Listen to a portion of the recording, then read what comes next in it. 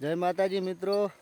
તો હું એક ડસ્ટન કહું બહુ જબરજસ્ત સમજ્યા જેવું છે, એટલે વિડીયો પૂરો જોજો। ખરેખર ગમે તે ભજન સત્સંગ હોય તો સંતો રાડ પાડીને કહેતા જ હોય છે કે સદગુરુના ચરણે જો। તો આપણે ખરેખર સદગુરુના ચરણે કહેવાનો મતલબ કે સદગુરુ સંગાથી જો આપણું કનેક્શન ના હોય ને તો ભક્તિ વિશે આપણને કંઈ જાણવા ના મળે। એટલે એના વિશે હું એક દૃષ્ટાંત કહું કે એક કાકો હતા, બહુ જૂની વાત છે, વર્ષો પહેલાંની વાત છે। જે વખત આપણે પેલા કૂવામાં કોહ હાંકતા, કોહ આપણા વડીલો વડવા કોહ હાંકતા, એ વખતની વાત છે।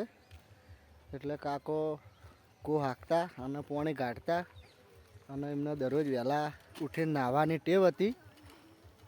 એટલે એક દિવસ એવું બન્યું કે એમને બજારમાં જવાનું થયું। બજારમાં જ્યાં એટલે એમના મિત્ર હતા તો બજારમાં, એટલે અમને કૂવો ના જોયો, કોહ ના જોયો અને બજારમાં એમને થોડુંક અડચણ જેવું લાગ્યું કે હવે મારે સવારે રોજ નાહવાનું ધોવાનું હોય તો કૂવો નહીં કે પાણી નહીં, તો હું કઈ રીતે નાહ્યો, ચિયા કૂવામાંથી પાણી કાઢ્યું।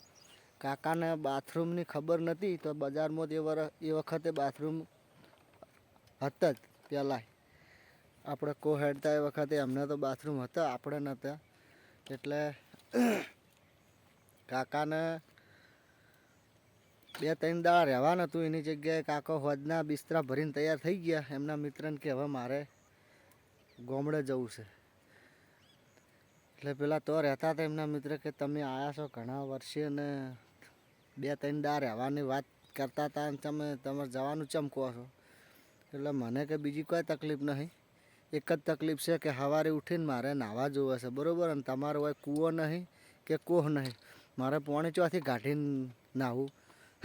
એટલે પેલા મિત્રએ એમને બાથરૂમ બતાડ્યું અને ચકલી બતાડી, તો ચકલી ચાલુ કરી એટલે પાણી આવવા માંડ્યું। એટલે કાકાને નવાઈ લાગી કે પાણી ખરેખર આવે જ છે આ તો ભેતમાંથી। એટલે કાકો 2-3 દાડા રહેવાના હતા, એની જગ્યાએ અઠવાડિયું રહ્યા અને મોજ કરી અને પછી ઘરે આવ્યા। ઘરે આવીને એમને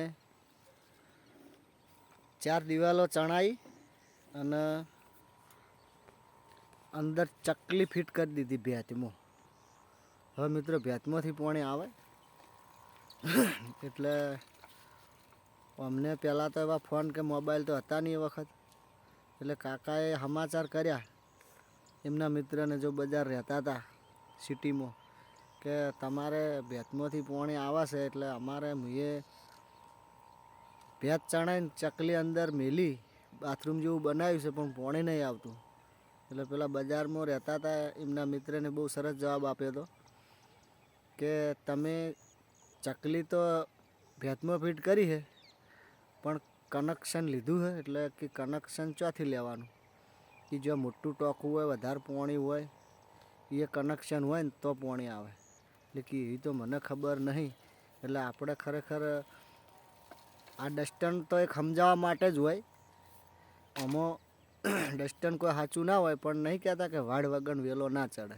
એટલે વાડનો આધાર, વેલાને ઉપર ચડવા માટે વાડનો આધાર લેવો પડે। એટલે ભક્તિની વાત સમજાવવા માટે ડસ્ટનનો આધાર મહાપુરુષો લેતા હોય, એટલે ડસ્ટનનો આધાર લઈને જ આપણે ભક્તિને સમજાવવાની હોય। અને વાત સાચી છે, ડસ્ટનના આધારે જ આપણે સમજી શકીએ। એટલે સદગુરુ મહારાજના ખરેખર આપણે જો સદગુરુ મહારાજનું કનેક્શન જો સુધી ના લીધું હોય તો સુધી ભક્તિ શું વસ્તુ છે એ ખરેખર આપણને હૂજ પડે એવી નહીં। એટલે સદગુરુચરણને જ્યાં જેવું છે। અને મારો વિડીયો ગમે તો લાઈક શેર કરજો અને કોમેન્ટ પણ જરૂર કરજો વિડીયો ગમે તો। જય માતાજી, જય સદગુરુ મહારાજ।